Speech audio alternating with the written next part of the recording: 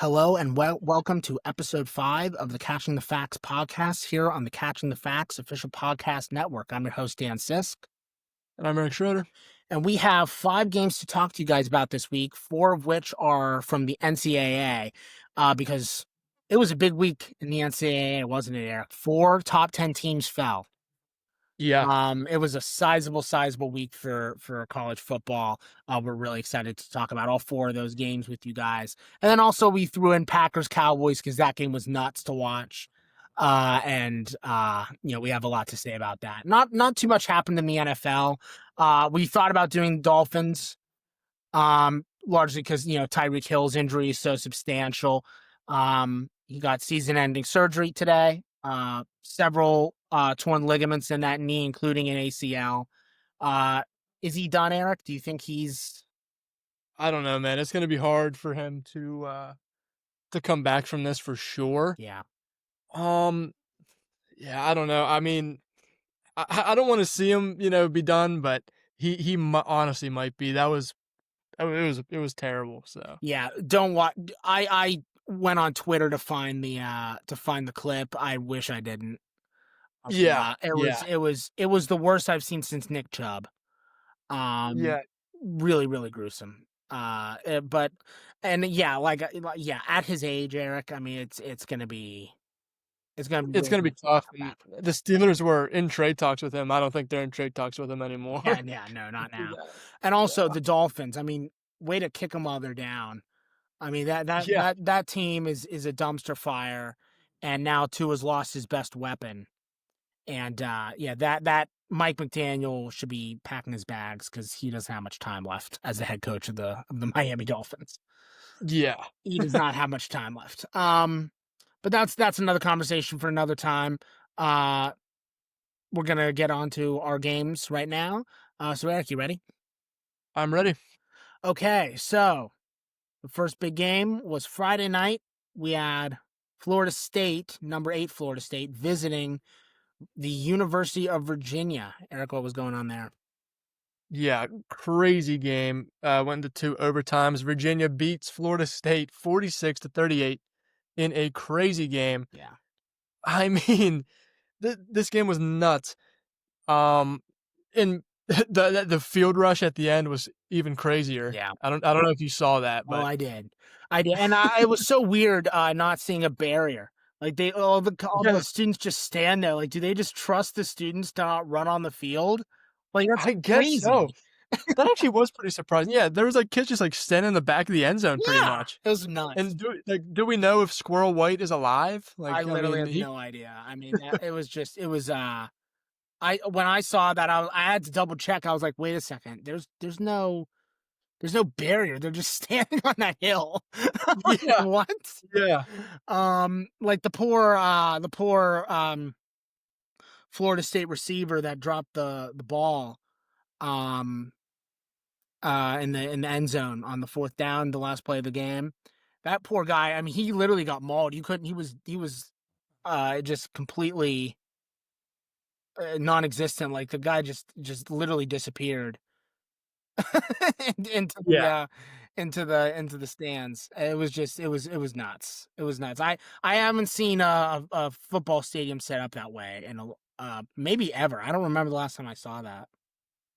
Which, speaking of him disappearing, that's Squirrel White. He used to go to Tennessee last year. He played with Nico Iamaleava. He was non-existent in that game. Didn't even have a catch. And especially obviously when it matters most, why are you throwing him the ball? Transferred from Florida State to go play at FSU, or sorry, transferred from Tennessee to go play at FSU to try and in search of like opportunity Yeah. for to be a lead receiver, I guess, because he wasn't the number 1 at Tennessee. He was the number 2. Which honestly, Ian, he should be the number 1 at Florida State. I mean, his speed and quickness and agility is off the charts. Yeah. But I mean, he didn't do anything in this game. But yeah, it wasn't good. It wasn't a good game for him at all. Yeah, I got really interested because, as I mentioned, Eric, right before we went live, I turned on the TV to watch this right when I got the push notification that halftime had come and it was 21-21. Yeah. And I was watching the rest of the game, and Florida State just on defense looked awful. Oh, yeah, terrible. Looked just atrocious. Couldn't make the big stop when they needed to. Against a Virginia team that Virginia has never been anything resembling a football. Forget powerhouse competitor, and Yeah. to just completely disappear like that was really, really bad. There were some odd plays in the back half, and knowing Mike, you know me, I hate Mike Norvell with like a burning passion. I hate this man. This man is the definition of blaming other people but himself. And he just, as soon as there was a play in the fourth quarter where, or excuse me, in the first overtime when Virginia didn't know the 2-point rule and didn't Yeah. know that they had to run a 2-point conversion. Um, and so they started to line up the field goal kick team, uh, and the kicking team, and they restarted the game clock for Virginia because Yeah. to give them a chance to line up a play, and Norvell was losing his mind. And as soon as I saw that, I was like, way to go, guys. You just gave Mike Norvell, again, the man who blames everyone but himself, you just gave him ammo to say, Florida State got robbed, even though they gave up over 40 points. Like, I don't want to hear anything about like we deserve to win. Yeah, Um, I just, yeah, I think Florida State's season. This is such a bad loss, Eric. Like this loss is so bad that the Alabama win, which was a pretty good win as we discussed in week 1. I think the goodwill from that victory is almost completely gone. Yeah, and especially with what Alabama did, we'll get to that, but Yeah. yeah, I don't know. SEC's a toss-up right now. Maybe they just caught him on a bad day. I mean, I don't know what to say. Yeah. They didn't. I mean, you have to win against Virginia. Come on. I mean, Yeah. especially after beating Alabama. It's just like it's just I don't know. It's just crazy. Like, how do you beat one of the top powerhouse teams in the SEC and then lose to a team like Virginia who's in the ACC? It's even like it's just Yeah. It's a step I down. don't know. It's a huge step down and it's a huge drop off. And I'm surprised they only fell to 18th. Yeah, like losing next week to Miami makes sense. You know, Yeah, for sure, for but sure. but they honestly they based on what I saw, Miami's going to score 50. Yeah, And yeah, you cannot let that happen. I don't know. I just Florida State is so up in the air. I wasn't fully coming around on them, but I was starting to like acknowledge that they actually had some talent. I yeah, wasn't taking them fully seriously as like a playoff contender, but I was taking them seriously as a contender for the ACC, definitely the number 2 behind Miami, right? Now it's like, are they even going to make the 12? I mean, I think we have to have genuine conversations, because they don't have any big games other than Clemson, uh, left after Miami, and Clemson looks like a dud of a game because of how poorly they've started their season. yeah, So I mean, they will not have a signature win other than Alabama, which was week 1, and it's a long season. Their chances at the playoff took a serious ding. Serious. yeah. Oh yeah. I mean, they would have to. Yeah. Oh yeah. You're right because I mean, as of right now, no, they don't play any more ranked teams except Miami. Yeah, Clemson, they're okay. Even if they beat them, I mean, it doesn't matter. It doesn't. I mean, they would have to just kill them by like 70 points or something for it to even matter. Yeah. And which this was a team where we thought, week 2 or week 1 that we thought that was 100% going to make the 12 after beating Alabama. Yeah. And now it doesn't look good. Their defense has looked good up until this game. I don't know what happened this game, but I it think it was just just a lack of preparation, man. I think they just yeah, went in cocky and yeah, they arrogant. playing down to and their competition. exactly, and it came back to bite them. They didn't take the game seriously.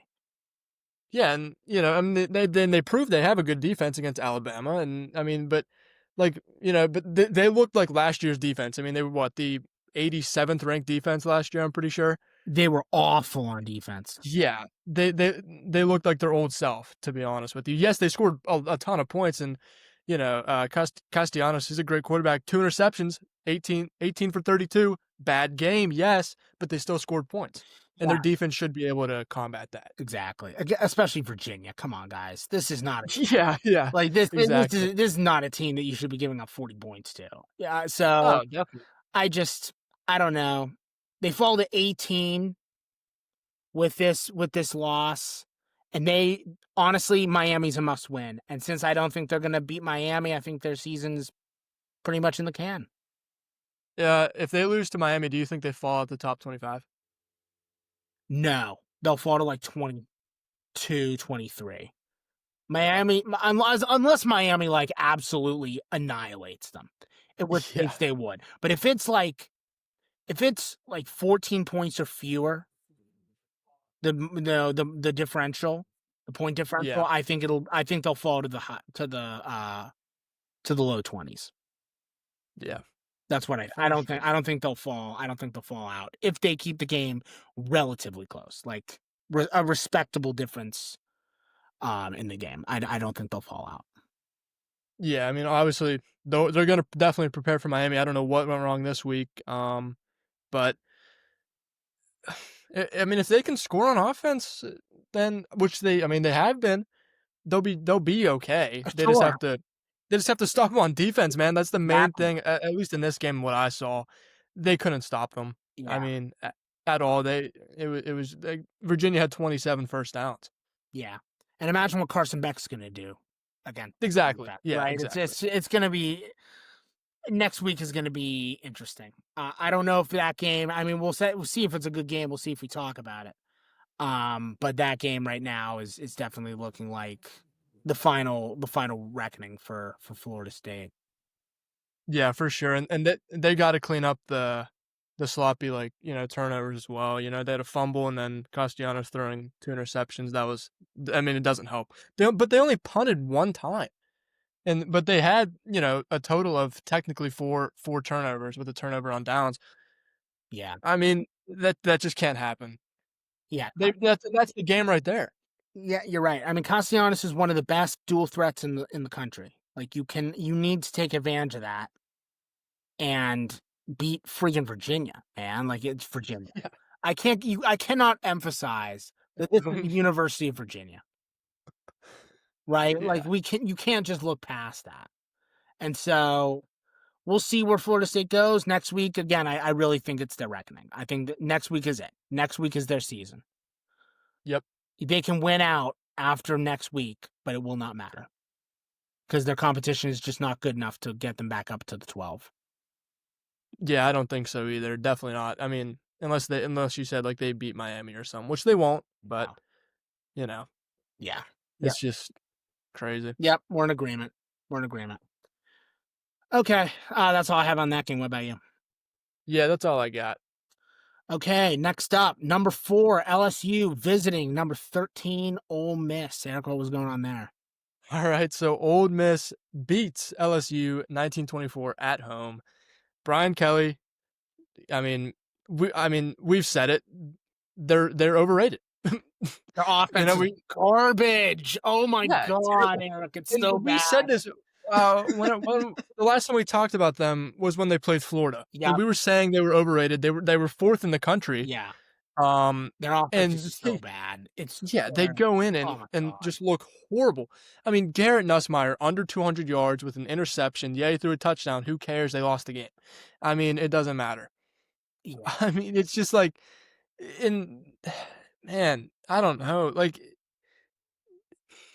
they almost they almost won, but it wasn't a good, like, it would have been a sloppy win anyway. Eric, it's been a long time since I've seen such a lopsided victory that had such a small difference in points. Like, I Yeah, don't care yeah. that Ole Miss only won by 5 points. Ole Miss dominated that game. Yeah. Freaking dumb. If you just look at the score, you're like, oh man, Ole Miss just squeaked it out. They didn't. The game was it was by the end of the third, I knew it was over. I mean, Yeah. it was a slow burn massacre of that team. It really was. LSU did not have a chance.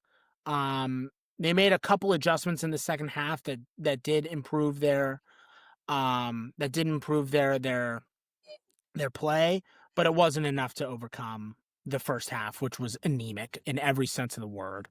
And it was just, I cannot express how bad Garrett Nussmeier is. How many wide open throws did he miss? So many, so many. I would love to see his QBR. It was probably terrible. It was 75.3. Yeah. Yeah, it was bad. Also, if I have to watch any more people talk about this romance between Whit Weeks and Lane Kiffin's daughter, I'm gonna kill myself. Who cares? Who cares, man? I swear to God, that's all they cared about. That's all they wanted to talk about during the broadcast. I'm like, show me the football, God damn it! Show me the football. I don't care about this.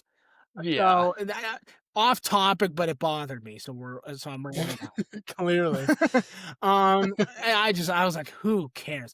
But back to the team. Oh my God, Barry and Brown, where are you, man? I thought you were going to be like a really solid number 3 for LSU, but this entire season you have been a complete disaster. In this game, he has only 40 receiving yards. I mean, he's non-existent. It's just everything on LSU's offense isn't working. Their No. defense is Yeah. I'd call their defense very good. I wouldn't call it Yeah. elite, but I think LSU's defense is very, very good.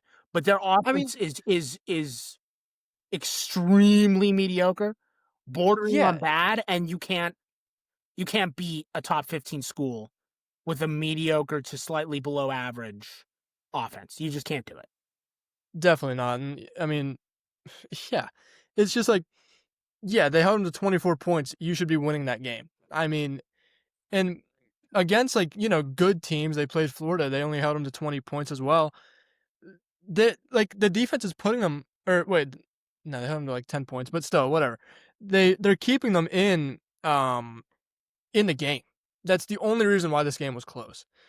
But even so, they still had 314 passing yards, 166 yards on the ground, split between three running backs. Yeah. It was just like you got to score points on offense if you're LSU because your defense is good. Your defense is the only reason that you're in the game. Relevant. Yeah, exactly. Yeah, honestly, you could honestly say that.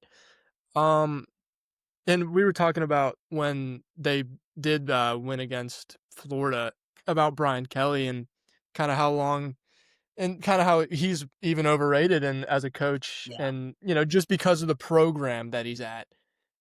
People think he's good. He's not that good. He's not that good. No. He's a top 20 coach, but I would put him at like the bottom of the top 20. Yeah, he's like he's like 18. Yeah, I mean, he's got experience and he does have a national championship appearance. We got to be fair, but yeah. compared to a lot of the other coaches, he's not up to snuff. No, definitely not. And if as an elite team, they were what going in this game, they were 4th in the country Yeah. or something like that, pretty close to it. That's just not. I mean, we knew it wasn't at the right ranking. Yeah. And honestly, it wasn't even close. I think 13 is a good spot for them right now. I agree with that. That's a very fair spot, I think. Yeah. Like you could maybe make the argument that maybe Tennessee or Vanderbilt's better, but you can't say that. Not Vanderbilt. Not Vanderbilt. You can't. But And Tennessee, that loss to Georgia was so embarrassing how they choked that. They had that game in the palm of their hand and they tossed it aside. Like it's hard to put Tennessee above LSU. But yeah, for sure. So they're in a good spot. I don't know, man. Do you I'll think tell you what, Ole Miss might be a C if Trinidad Chambliss, who I would like to remind you was the second string. Yeah. And came in to replace Austin Simmons in I believe week 2. If he keeps playing like this, they might be a dark horse SEC contender. They're a really, Honestly, really solid team. then they've just been like quietly good. I mean, they were good even last year with Jackson Dart. Yeah. Obviously, I mean, what they had that brutal loss. When was that? Uh, uh, the final week that kept them out of the 12. Yeah, because Jackson Dart like sold the game or whatever. Yeah, he was off. But He was off. it was I think we talked about that. It was terrible. Yeah. Yeah, so but no, I mean, look, they're a great team right now, and they have looked really good these past 2 years, and I mean, I think they're in the playoffs. I think they make it. I agree with you. I think obviously, they have a tough schedule coming up. They got at Georgia, at Oklahoma. That is But hard. honestly, I don't know. I think they can handle it, honestly. Maybe not. I mean, I might be completely wrong, but I think, especially after what we just saw against with Georgia, I We'll think talk about them in a couple minutes here, but yeah, that team looks I weak. And then Oklahoma, dude, I don't even know if we know hmm, what's going on with Oklahoma. Oklahoma is so up in the air right now. yeah, I think we're not going to know what's going on there. I think the first big test for Oklahoma will be Texas in 2 weeks. yeah. But Yeah, I mean, I do like if hmm, I think they'll lose to Oklahoma, but they might beat Georgia, maybe. I don't know. It's too close, but you can't call yeah, it. Um, they just have to step up, even though like you said, Trinidad Chambliss did play good, 314 yards. They honestly struggled to score. yeah, I mean, only 24 points. That's a little bit alarming. They punted what 4 times, I think, yeah. and they also had that fumble. But And here's once the thing. again, just more sloppy play, just keeping them out of the end zone. Yeah, and here's the thing. LSU's defense is very good, as we just said. They Yeah, are not even close to being the best defense in the sport. Ole Miss has a no, lot definitely of not. really difficult competition coming up, so Yeah, for sure. it's gonna be interesting. They're on the path to being a top 12, but they're gonna have to win. They're gonna have to win one of the two. You're gonna have Yeah, to beat Georgia or Oklahoma or both. yeah, You have to win one of those two games. And I think they can, based on what I've seen this year. I think Trinidad Chambliss is going to be, not. I'm not saying he's going to be like a superstar or anything, but I think he can make the plays when he needs to, and that's he's good enough to lead that team to beat Georgia and Oklahoma. I truly believe that. yeah, for sure. Now, do you think LSU makes the playoff? Ooh, this was a this was a rough loss for them. Um, Looking at their schedule, they've got Vandy, A&M, Bama, and Oklahoma. Um, they're gonna beat Vandy. A&M, honestly, that's another one like Oklahoma. I don't really know if I'm buying into A&M just yet. I don't Yeah. know. I don't know about them. Bama, they lose, and Oklahoma, they lose. So right now, you know what? I'm gonna say no. I'm gonna say Yeah. no. I don't think LSU makes it. I think they have 2 losses in them because 3 of the 4 games they have left against ranked opponents are on the road, and I honestly think they're only gonna beat Vanderbilt out of those 3. So I think they're gonna stay out. So then, now say they do miss the playoffs. What do you think? Do you think Brian Kelly? Like, what do you think happens with him? Doesn't he have like an insane buyout? Like the contract they gave him, Does he? was like obscene. I remember. I don't remember the contract details. Oh yeah, 10 years, 95 million, signed in 2021. So he's staying. He's there to stay, man. Dude, I don't know. Like can you Oh imagine? no. Can you imagine what that buyout is? Yeah. Like that's As for being fired without cause, over 60 million. yeah. You can't do that. You can't pay him over $60 million. No. I No, mean, no, no. they would have to be putrid. Like Texas A&M had a similar contract with Jimbo Fisher, and Yeah. it reached a point where they were so bad that you had to eat the money. Like Yep. you had to with Jimbo Fisher. Brian Kelly wins all but 3 or 4 games each year. He's not putrid. He's not a horrible coach. I don't think that there's enough of a horrible result to give him a $60 million buyout. I just don't. Yeah, I agree. You I know, agree. And it's in honestly, and it's tough to really go, and he's like a good coach. It's tough to go from, because who knows what they'll get? They might get a Kalen DeBoer. You know what I mean? So yeah, it's like it's really hard because they're not, like you said, they're not bad. They're not gonna just win 3 games. They're gonna get you maybe 7, 8 wins yeah, and be fine. Um, and that's that. I mean, you just have to kind of bite the bullet there, and that's the contract. 10 years is unreal. yeah. So that And also, sucks for let's be the fair. Let's be fair. You're only going to get rid of the coach if you think you can get a better one.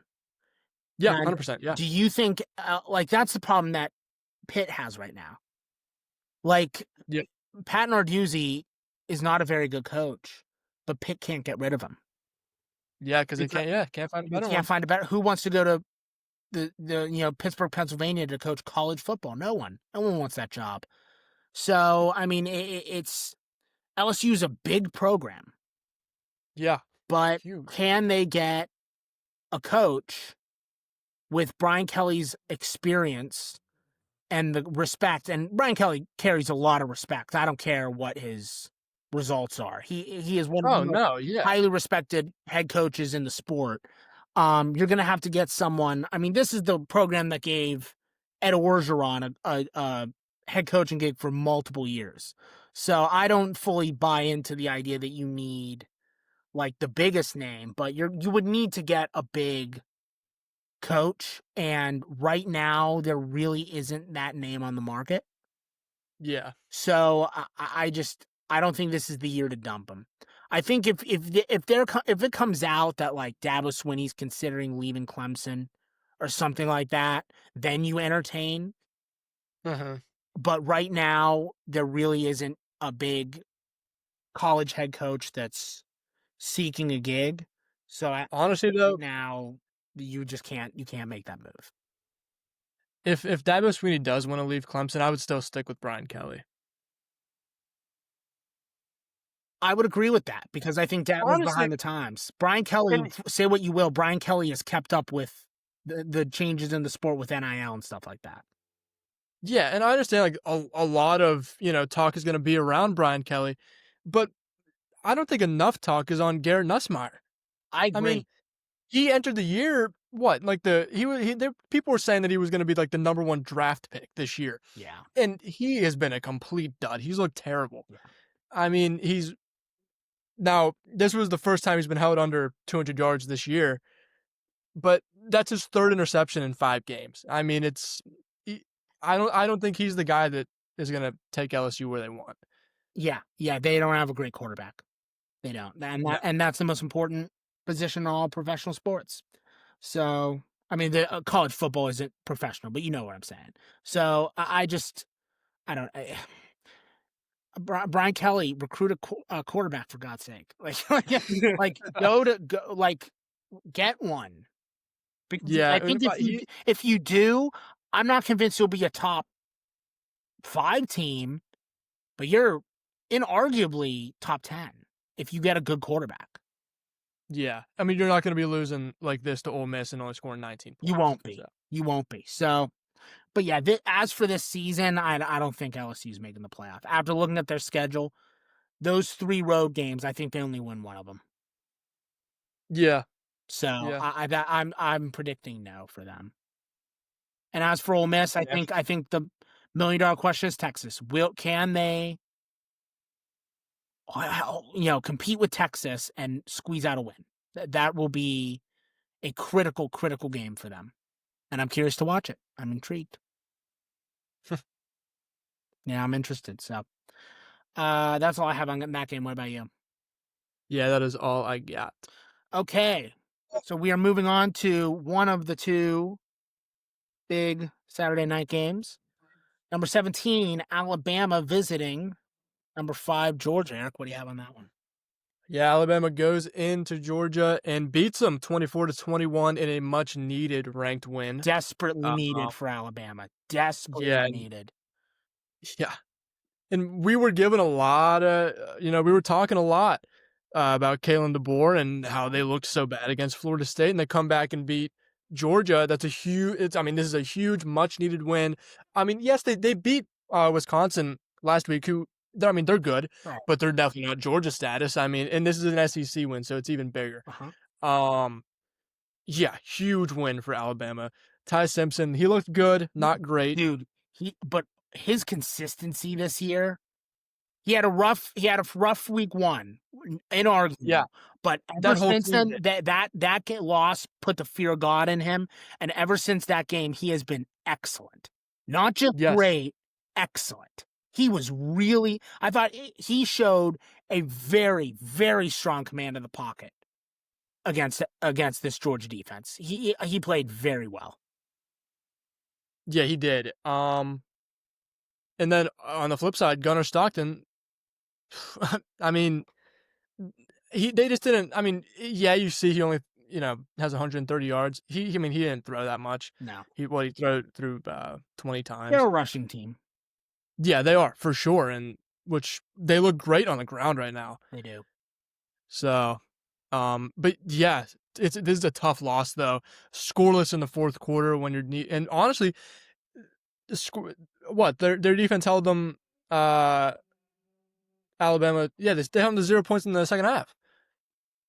I mean, it's like these SEC teams, their defense is giving them a chance to win, and they're just not doing it. Yeah, I mean, we saw it with LSU, yeah. seeing it with Georgia in this game, Texas. Texas, exactly. I mean, the list just keeps going on, and it's just it's I don't know. It's I would you say agree. it's like lackluster offense? Yeah, the SEC offenses have not looked great. I think in Yeah, fairness to Georgia, Stetson Bennett was truly a unicorn. You can't replicate that, dude. You just can't.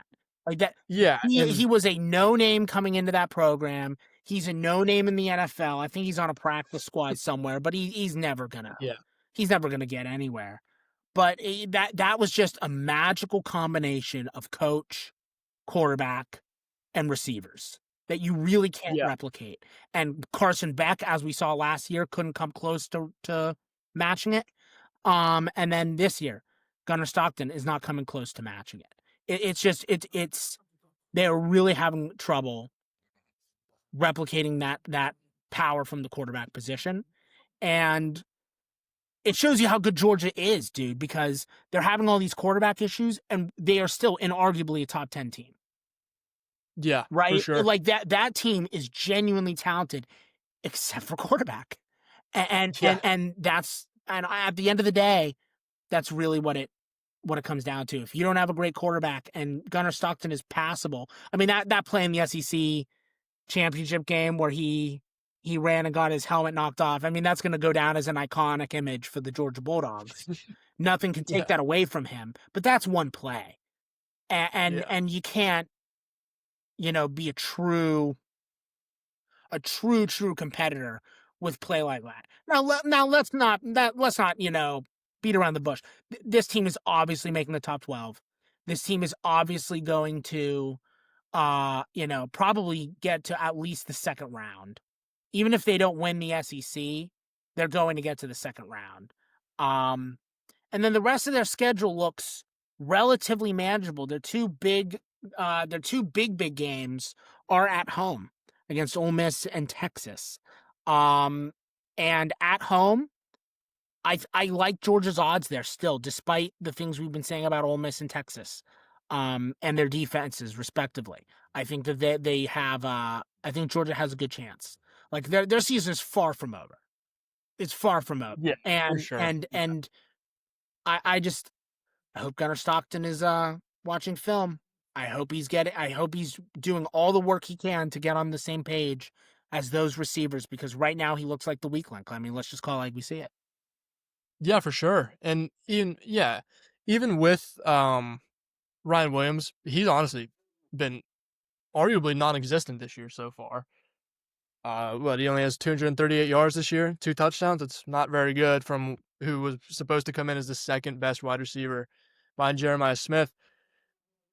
Honestly, he's struggling. I mean, five receptions for 43 yards. Yeah, it's helping you win, but it's not really making that big of an impact. He's struggling. Yeah, last year you just mentioned it. He was basically the number 2 receiver in the country behind Smith, and this year Yeah. he's there, and Yeah, yeah. he occasionally makes a decent play, but not enough to be a true difference maker. Georgia For was sure. able to shut him down. Um, and I don't know. I don't know, man. I think the SEC is looking really sketchy this year. I think the SEC is looking not weak. I don't think that's the right term, but they are not looking like the dominant powerhouse that they've been for the bigger part of the last decade. And I don't want to spoil what my thesis statement of the weekend is. We'll talk about that in the next game.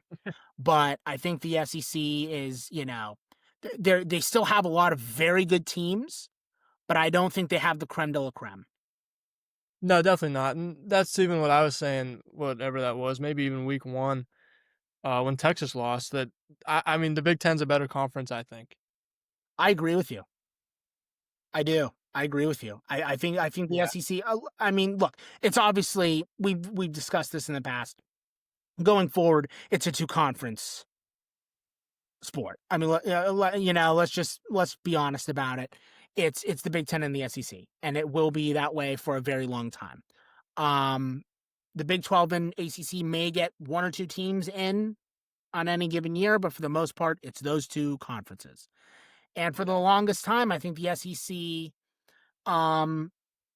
was better, and in many ways, like I think the SEC defenses this year are better than the Big Ten defenses, but the SEC offenses do not look like the strong powerhouses that they have, and it's very fascinating to me. It's interesting. Even Alabama's offense in this game, they looked very good, but they didn't look elite, No. and No. it's interesting. It's interesting because it's a conference-wide thing. You can't just point to Alabama and Georgia. It really Yeah. is the entire SEC. I mean, yeah, the past, literally 4 teams we talked about, Ole Miss, LSU, Alabama, and Georgia, lackluster offense. Yeah. Great defense, yes, and even you can even throw Texas in there, honestly. Yeah. I mean, you can just keep going down the list.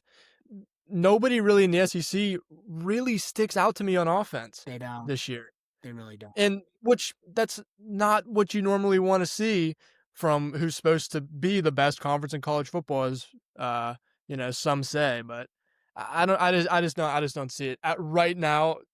The Big Ten is just better. Right now, I agree completely. Yeah. I mean, I think I completely agree.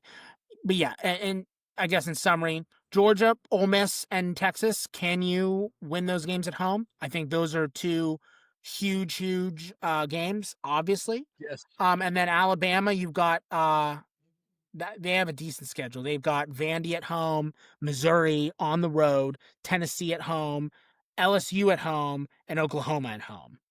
Yeah. So that's a lot of home games. I would imagine you probably only have 1 loss in there.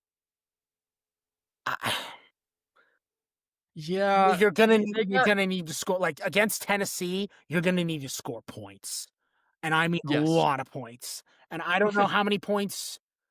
As efficient as Ty Simpson is, he's not scoring a ton of points, and so I don't know, like, how many points can they score against Tennessee? I don't know. I Right. just, yeah, we really need to watch more of these teams, I think, dude, before we really declare. Yeah, and even with that Oklahoma game, they got Oklahoma at 5 right now. I mean, I don't think Oklahoma's 5th in the country, just No, like I thought just like LSU wasn't. LSU. Yeah, exactly. Yeah, took the words right out of my Exactly. mouth. Yep. Yeah, I mean, it's just like they're ranking these SEC teams too high, but they don't really have a choice because of what everyone else is doing. Yeah, I agree. So, like, yeah, right now, like, you look at a team that's 5th in the country, you wouldn't be saying Oklahoma right now. You wouldn't. But it makes sense to have them there because nobody else has really done anything else. I mean, everybody's losing. It's just like there's just I don't. It's a toss up right now. Honestly, this season has been crazy so far. Um, but yeah, back to your point, SEC. It's just you can't even say top heavy because none of these teams look really that good. No, I mean, they don't. it's tough. I mean, it's really tough. A lot of these. There's 1, 2, 3, 4. There's five undefeated teams, but we know Vanderbilt's not that good. No, They're good, but they're not that they're good. not elite. Oklahoma, they're all right. Yeah, honestly, all those teams that are undefeated right now, They're not elite. they're not good. They're not No, elite. There's a difference nope, between great and elite. 100%. None of them are elite. No, none of them can compete with the Big Ten right now. I agree. Amen. Man, it feels good to agree, doesn't it? It does. Doesn't it feel great?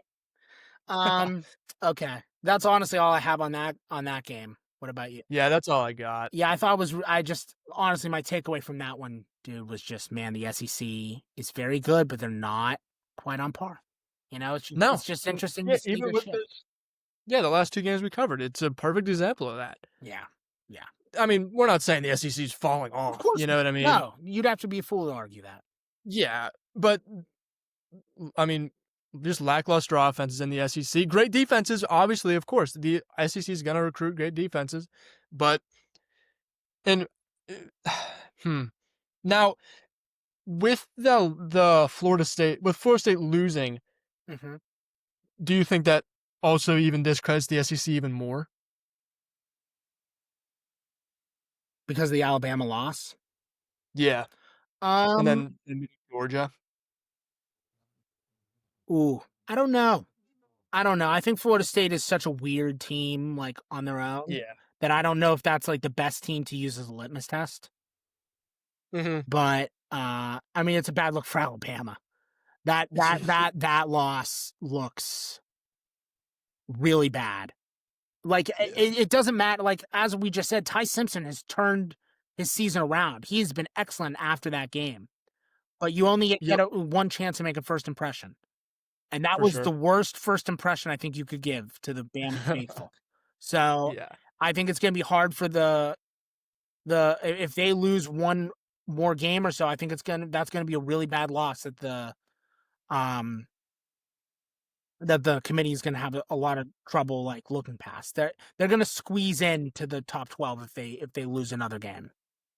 Yeah, I think they'll still make the playoffs, especially if they lose one of these, supposedly top ranked matchups, even though they're not. I mean, sure, but they're going to squeeze in. Is my point. That's all I'm saying. No, yeah, 100%. Yeah, they'll get in, and obviously with that Alabama bias, you can't keep Alabama out the plaffs. Come on. I mean, they did last year. In fairness to them, they did that, which I like that. I know you and I were freaking out. We were guys. If you weren't listening back then, we when we were on WSVC radio, we started our recording right when the announcement was happening. So we talked about all the games and then did a live reaction to the bracket. And the two of us were fully expecting them to cave and put Alabama in. And we were pleasantly surprised when they didn't. And we were so happy that they didn't because they didn't deserve it last year. And we'll see if they do. We'll see if they have the same discipline, not this year. It might just be like they don't care if Kalen DeBoer is the coach. Like if Saban's the coach, they'll give them the benefit of the doubt. But if Kalen DeBoer is the coach, maybe they don't have that kind of foresight and respect. I don't know. Maybe. Yeah, I don't know. Maybe. Tough to say, but yeah. Interesting game for sure, though. Definitely. I mean, huge game. 100%. 100%. Okay. How about you introduce the next one? All right. How about you be the bigger man and just rip the Band-Aid off? Yeah, I would actually love to introduce this game. Thank you. Let's do this. You guys have been waiting, I'm sure. Yeah. Drew Aller sells another one for Penn State. 30-24, they lose to Oregon. And, oh my goodness, I mean, just Drew Aller, man, oh my gosh. I want to say, and he even, like Garrett Nussmeier, came in, he's going to be the top prospect in the draft. He's going to be so good. Yeah. He sucks, man. He sucks in big moments. He is terrible, and I love to see it. It's so funny. I laughed watching that game when he threw that pick because he does. It's just like, you just know it's coming. It's just like, when is he going to do it? I mean, and I don't know, man. He just always chokes in these big games, and it's eye-opening. But and it's rough. I mean, and they got one of the, arguably the best running back doing in the country right now with Yeah, Katron Allen and Nick Singleton. Is definitely probably probably first or second last year even. yeah. Um, I mean, obviously Oregon has a great defense, but they struggled in this game a little bit. A little bit. Oh my god. Nick Singleton, where were you? No, yeah, Nick You Singleton did he non-existent. did nothing. And I No, mean he absolutely nothing. It was painful. Every time they handed him the ball, I just wanted to take scissors and shove them into my eyes. It was painful. Painful. yeah, it was terrible. It was horrible. Yeah, he had what, 11 carries, 21 yards, no touchdowns. He averaged 1.9 yards per carry. That's supposed to be one of the best running backs in the country, folks, and he played, I mean, he was non-existent. Yeah. Obviously, we know this already, but Penn State has receiving issues. Their receivers didn't look that good either, except Devontae Ross caught 2 touchdowns. But other than that, his stat line didn't look good. He caught four balls. Drew Allar, we know he sucks. He 14 for 25, 137 yards. It's terrible. 2 touchdowns, whatever. Um, Now, I don't know. By the way, what top was this top? Yeah, top 10 loss for James Franklin as well. Yep. Which he's 1-15 against top 5 opponents, 4-21 against top 10, Oh, 15-30 against top 25. I mean, obviously rumors are circulating, which I mean it makes sense, but what's your take on this? Do you think? What do you think about this? oh my god. I don't even know where to start. I'm just gonna apologize to my audience. Viewer discretion is advised. Language will be spewed. I need to get this off. Let me just say my thesis statement here, Eric. I don't even think it's up for debate. Ohio State and Oregon are the 2 best teams in the country. No ifs, ands, or buts. There is not even a close third. There is not a close third. It is those 2 and no one else. And I mean absolutely no one else. If there is if a team other than Ohio State and or Oregon wins the national championship, I will be shocked. Those 2 teams have everything going for them. They have excellent coaching. They have an excellent run game. They have very good, not elite, but very good quarterback play. Defenses that are incredibly suffocating, that can play in difficult environments. I mean, they are the full package. It is Ohio State and Oregon. It's over. Am I jumping the gun? I I don't know. It's tough to say. Um, I think mm, it's those 2, man. I really do. I think it's honestly that simple. I think it's those 2. It's those 2, and everyone else in the SEC, as we just went on a diatribe about, is very good, but none of them are truly elite. And Ohio State and Oregon are the elite teams. They are the creme de la creme. They are the pinnacle of what this sport can accomplish if you have everything going for you. yeah, for I think the sure. victory against Texas and I think this victory against Penn State solidifies those 2 teams. Yeah, and it's not like Penn State played terrible. I mean, they took the game to OT, double OT, I guess, but it's really tough to compete. Um, and obviously we know Penn State's going to lose to Ohio State. I mean, at this point, Yeah. I'll can get to call that it in a every second. year. I'll get to that in a second, but go on. But what I thought was super impressive was honestly, dude, Dante Moore. I mean, he Yeah, looked really he was good. excellent. He played lights out, and it's tough to silence that whiteout crowd, That white but he did it. I mean, it's super impressive, and obviously he came from UCLA, Yeah. transferred because their coaching staff they cleaned house with the coaching staff last year at UCLA. Yeah. Went to Oregon for a fresh start, and dude, He's looked really, really good. Yeah. I don't Um, think anyone I don't think anyone expected the UCLA quarterback to step into this conference, this team, and these kinds of environments like the whiteout and play as yeah. well as he is. I don't think anyone saw that coming. I don't think anyone had that on their 2025 bingo card. Yeah, for sure. And obviously, I mean, he threw what? He threw more interceptions than touchdowns last year.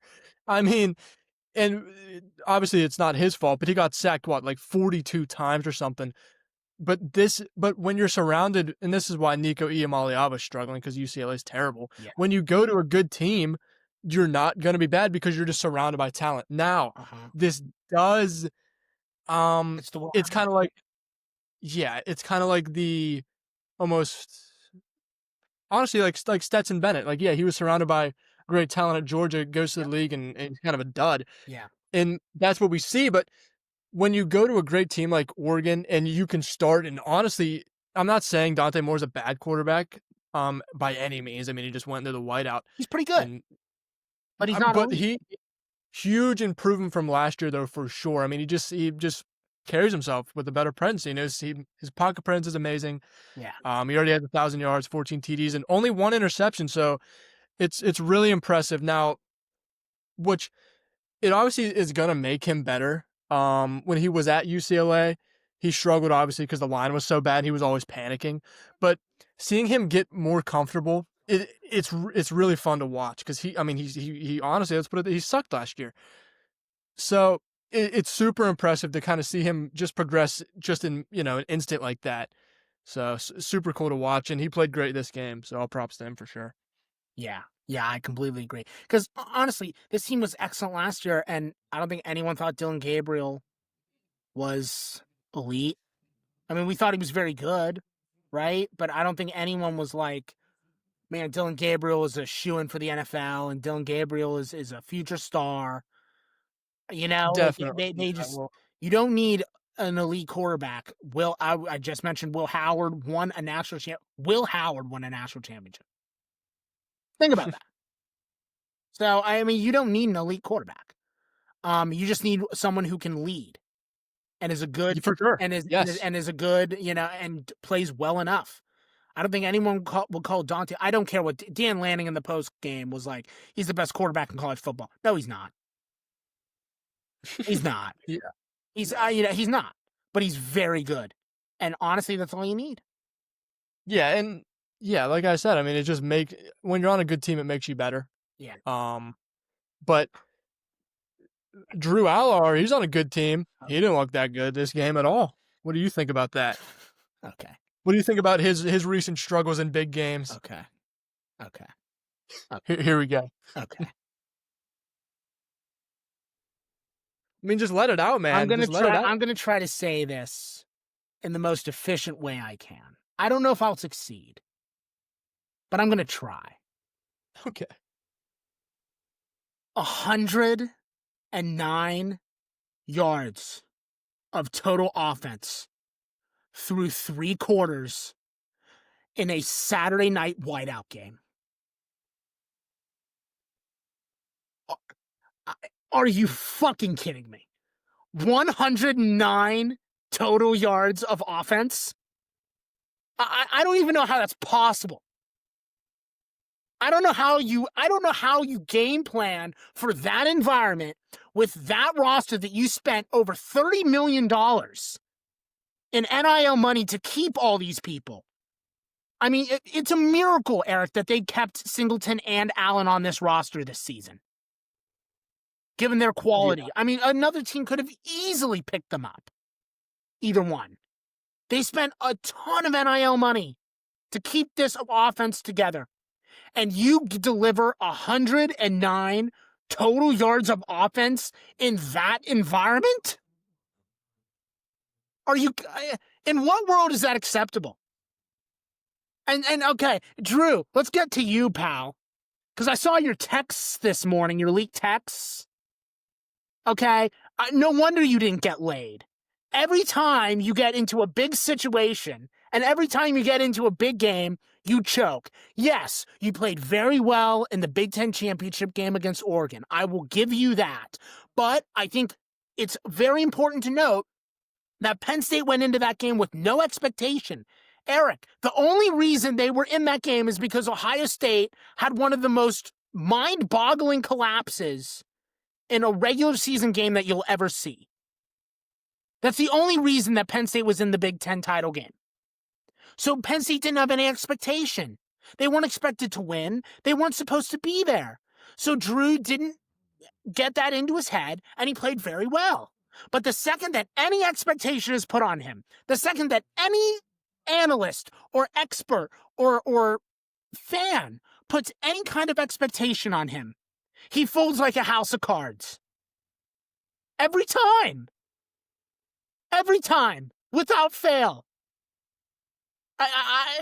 I'm done. I'm done. It's not going to happen. He's not going to lead this team to the promised land. You're right. The Ohio State game is over. I don't need to watch it. You don't need to watch it either. We know how it's going to go. Yeah, they're going to score 10, 14, maybe even 17 points. Hell, they might score 17, but they're going to give up 28. This defense is very good. They held Oregon to 3 points in the first half, which is honestly a miracle considering how many rushing yards Oregon was running all over them. They missed a 47-yard field goal, or excuse me, a 49-yard field goal. They made a 47-yard field goal. I mean, it was a miracle that they only held Oregon to 3 points in the first half, all things considered, but they still held Oregon to 3 points. Penn State's defense is excellent, but it was excellent last year, and the year before that, and the year before that. And every single time they have a great defense, they can't deliver on offense. Do you remember the game, Eric, 2 years ago when Penn State went to Ohio State and lost? Do you remember this game? Oh, yeah. Vividly. They held Ohio State to 21 points in that game. That was the season where Michigan scored 30 on them, right? And every big Big Ten school was scoring a ton of points on Ohio State. And Ohio State was scoring a ton of points back. But Penn State had easily the best defense of any of Ohio State's big competition. They held Ohio State to a large deficit in that regard. But they couldn't deliver when it mattered the most. Okay? Penn State's offense never delivers. In that environment, when the crowd is with you, I wasn't at the game. I've been to the last few whiteouts, though. The whiteout is a remarkable environment. It is an incredible environment. Okay? There is no reason for the offense to be that anemic. Andy Kotelnicki, where was your game plan? You knew that you going in, who you were playing. You knew going in that you were going to have to put up a lot of points. Where was your plan? You couldn't complete a pass. I hear all of these things about your 3 new receivers that you get in the transfer portal. Where were they? Trevor Pena had more yards rushing than receiving. Oh my God. Okay, I'm done. Yeah, I'll give you a little breather. I know your face is beat red right now. Oh my God. More yards rushing than receiving. Trevor Pena, an all-ACC receiver at Syracuse. And he has more yards rushing than receiving. Drew Al, I'm done. I'm done. That baby-faced loser is dead to me. I am done. I'm done. I'm done. I'm done. This team is not going anywhere with him as the quarterback. They are going places with James Franklin. This is not his fault. I will repeat it again. I know it's easy to dunk on that record. You just did, and you are fully justified in doing so. But what James Franklin is really good at, Eric, is recruiting. He's a hell of a recruiter. And he knows how to get the coordinators around him. Jim Knowles is a huge upgrade over Tom Allen. And Andy Kolicki, for the most part, is very good at running this offense. He surrounds himself with very good coordinators, and he recruits. That's how it's always worked. But Drew Aller is the most overrated quarterback to come into college of the decade. I'll say it. In this decade, there has not been a more overrated, overhyped quarterback in the sport. He was the number one quarterback out of Ohio, which is a huge, huge hub for recruiting. As you, Eric, very well know. He was the number one quarterback. Is he playing like one? Nope. He's playing like, forget the sport. He's playing like the third or fourth best quarterback in the conference. He might not be a top 10 quarterback in the sport. I don't care that he led a fourth quarter comeback. I don't care. I don't care that he took this team to double OT. I don't care. It's over. It's not going to happen. I'm done. I'm off the bandwagon. Ohio State, that game is over before it started. It's going to be 24-10. We know how this dance goes. Indiana, okay. They're probably going to win that game. Indiana looks decent. They just struggled a little bit against Iowa. Penn State will probably win that game. But it doesn't matter. A 10-2 record with that as your signature win, Penn State's probably not even going to make the playoff. And frankly, they don't deserve to. They don't. Let's just be honest. They don't deserve to be in the playoff with a signature win of Indiana. So, congratulations, Oregon. I'm happy for you. Okay, you are truly an elite program. You are. You're the real deal. I'll say it again, Eric. It's them in Ohio State. I'm being dead serious with that. It's those two. But Penn State, no. Just no. Absolutely not. They are. I had such whiplash watching this game. And you know what was the worst part, Eric? They gave me hope with that fourth quarter. Yeah. I was legitimately, I'm not even kidding, with the first three quarters, I was starting to write out my notes for this show. I was writing out what I was going to say, and I was going to scorch earth. And then the fourth quarter gave me hope. And I was like, oh my God, they're gonna potentially squeeze this out. And then they dick punch me again. They do it again. I am off.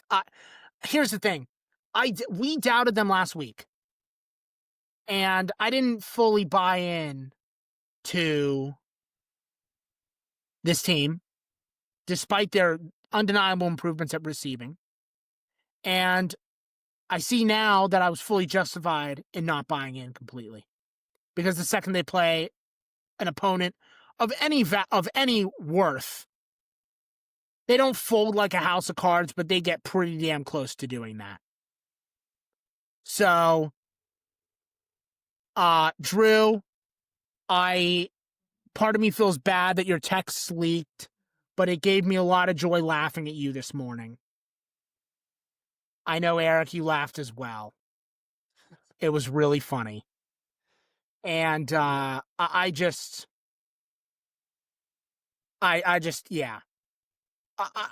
I'll be honest with you. I think there are a few things worse than being a Nittany Lion football fan.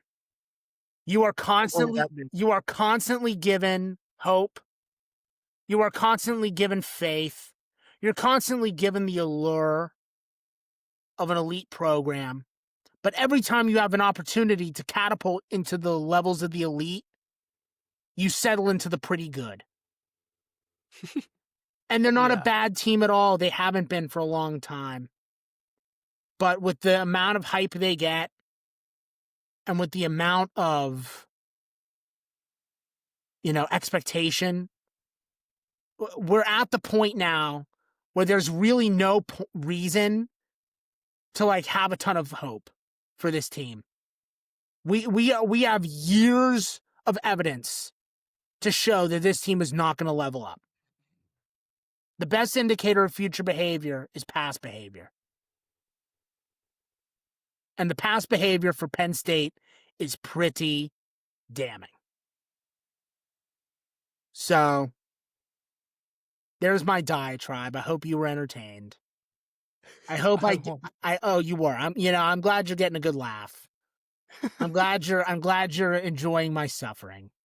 I hope the listeners truly feel my rage. I hope you feel the anger that I feel. Because then, and only then, will you respect the fact that I have to come onto this stupid show and talk about this shit. Do you think this gives me joy? Do you think I like doing this? Do you think I like it? No, I don't. I don't. Because every time I get sucker punched. Every time, without fail. Well, I don't even have to try. And I get sucker punched. I don't even have to try. So, James Franklin, I don't know where you go from here. But he's perennial 10-2. He's the Mike Tomlin of college football. And who knew that would be the comparison we would make? A coach that is not awful by any stretch, but is so painfully complacent for consistent mediocrity that you want to strangle him. That you want to take him by the neck and just slowly, methodically squeeze the life out. Oh my. And I am done. I've had enough. We'll talk. Yeah, and you know what? I'll say this right now to the viewers and to the listeners and to you, my wise co-host. I will talk about this team when they play Ohio State. I'm not going to back down from that beatdown that is inevitably coming our way. I'll take the loss like a man. I don't care. I will go into that game, Eric, with a painful smile on my face.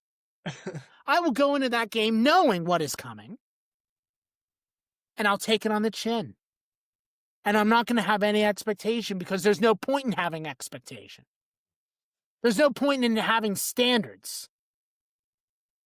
You know, Penn State, you call yourselves, your slogan is unrivaled. You sure about that? Are you sure about that? Unrivaled my ass. Unrivaled my ass. You get nothing done.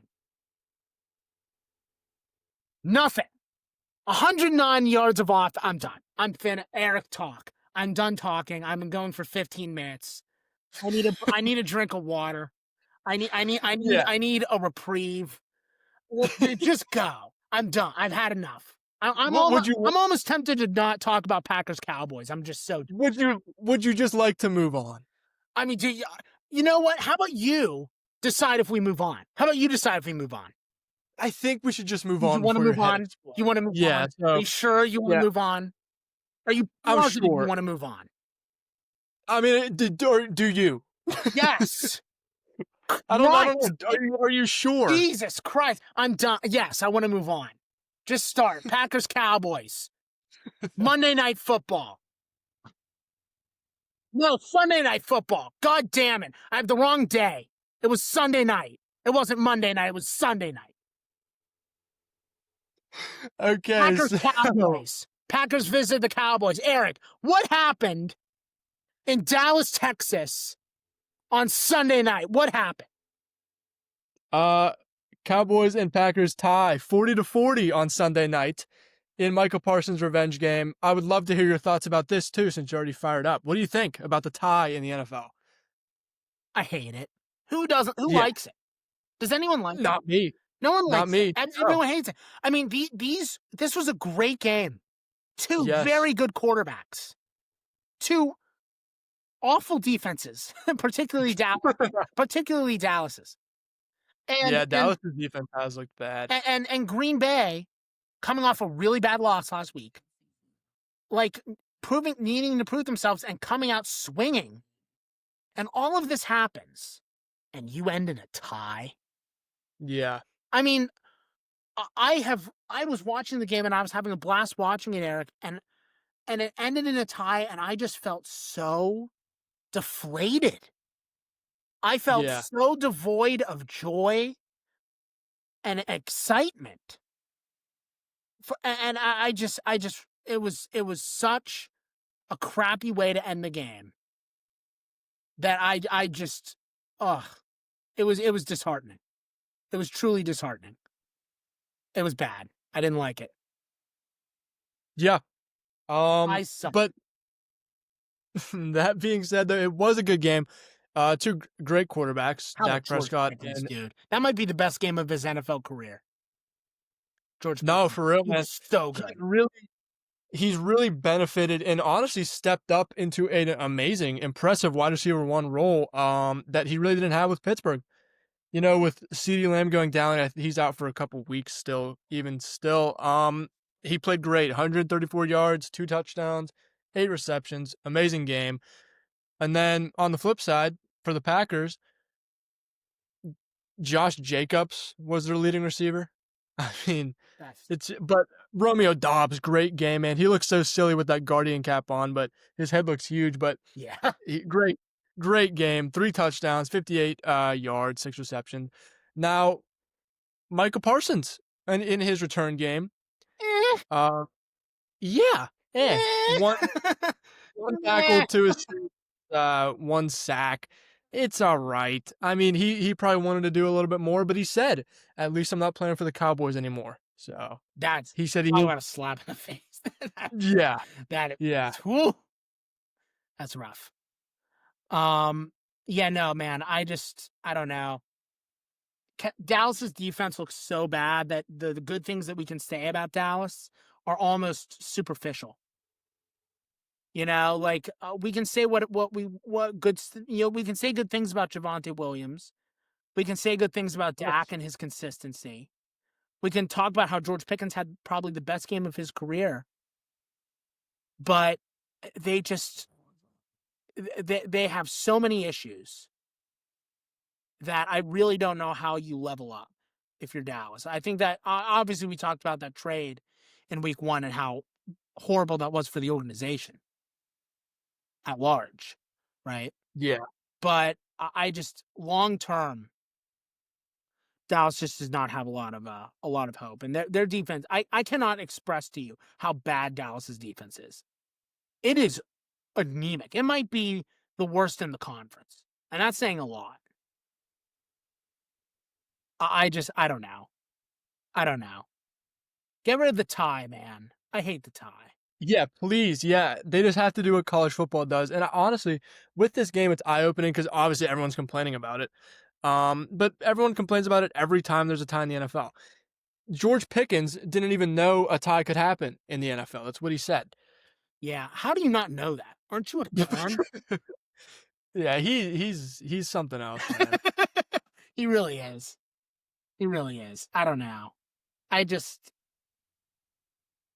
Packers. Also, the Packers at large.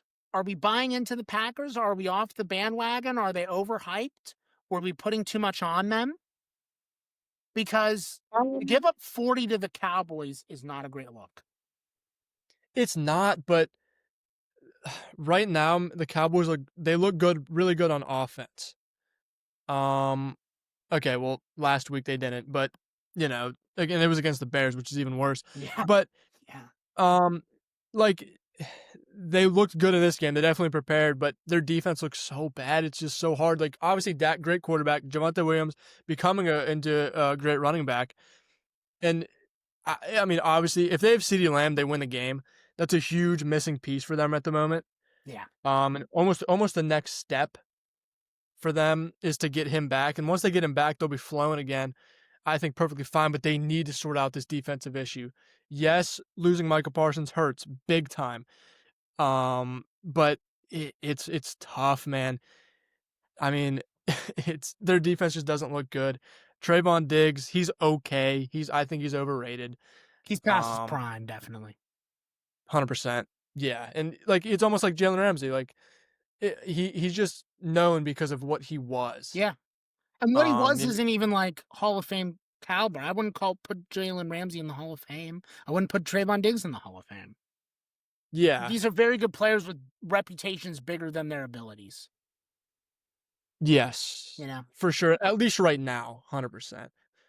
For Trayvon Diggs for sure. Yeah, and for the Packers, letting up 40 points to the Cowboys isn't good, but I mean, they'll sort it out. They'll be okay. Their defense is definitely better than the Cowboys for sure. But last I don't know, man. The Cowboys the Packers, they haven't really looked too good this year so far. I mean they just lost to the Browns, which we actually talked about that. It was a horrible loss. Yeah. And the Browns just switched quarterbacks from Joe Flacco to Dylan Gabriel. So it's like Yeah. it, That it franchise is it's a dumpster fire. it's eye opening for sure. Good game. I mean, they didn't win or lose, which is stupid, but Jordan Love, he's great. I mean, mentoring under, or I guess learning under Aaron Rodgers, huge advantage. Yeah. I mean, look at And what perfect example. Tennessee getting shut out. I mean, look at they're throwing poor Cam Ward to the Wolves, right? And when he wasn't ready to start.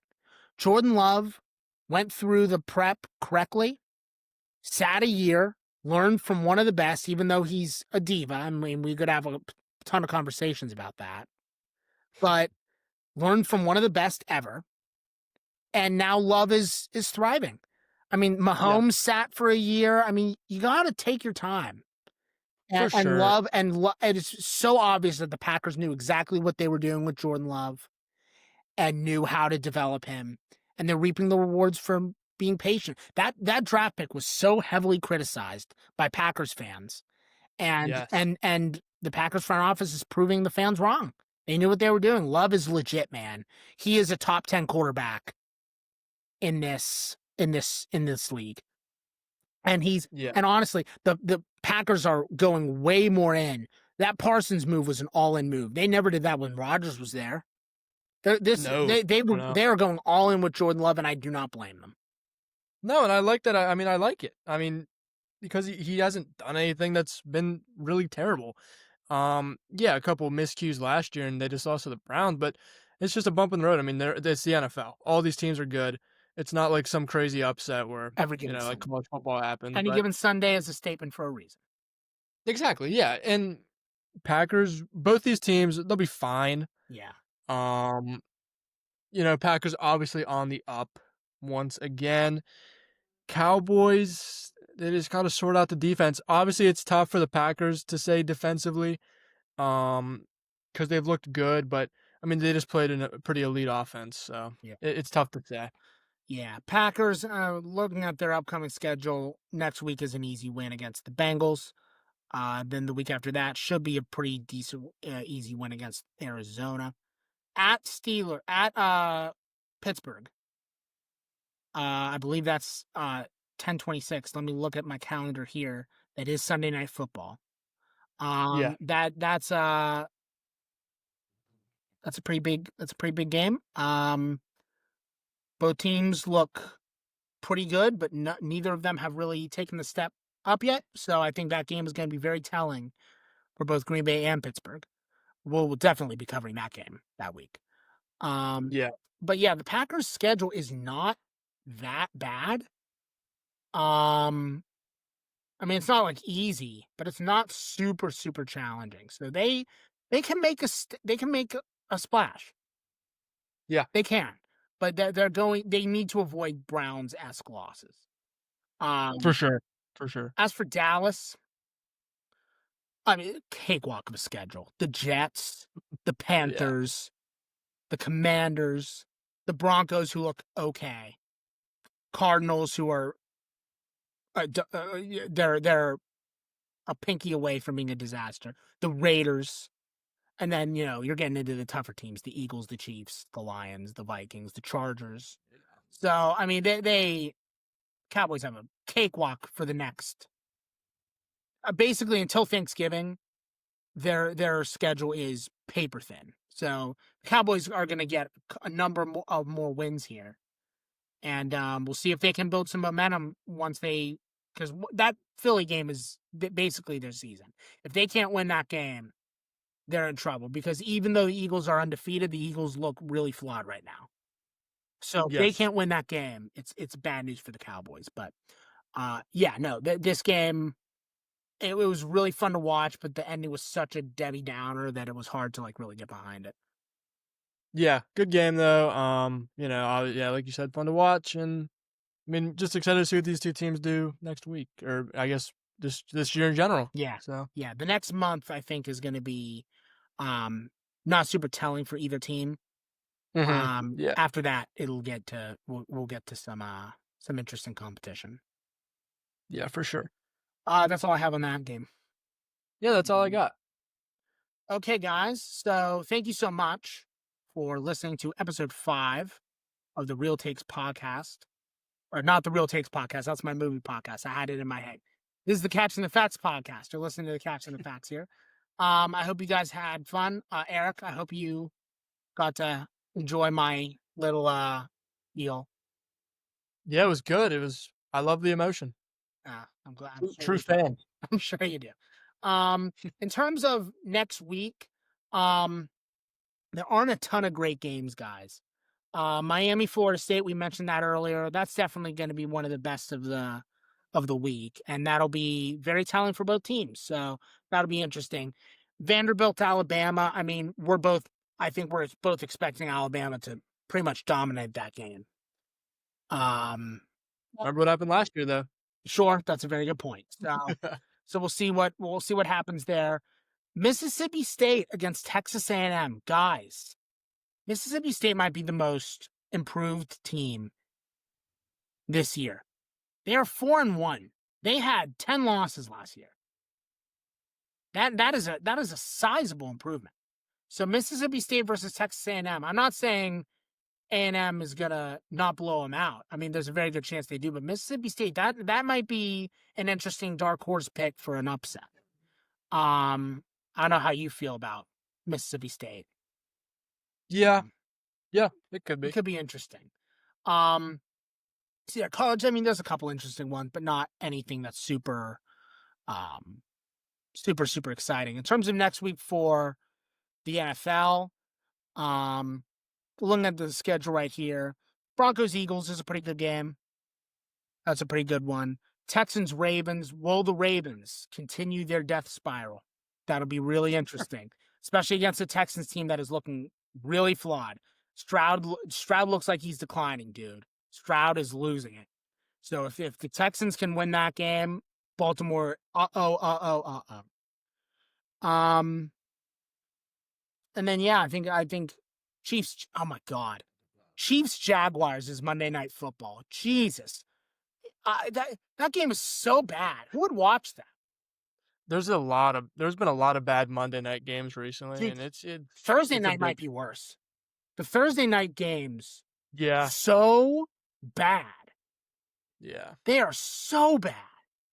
So we'll see if anything interesting happens in the NFL. But next week looks like a little bit of a lighter week, which is good because it'll give me an opportunity to calm down.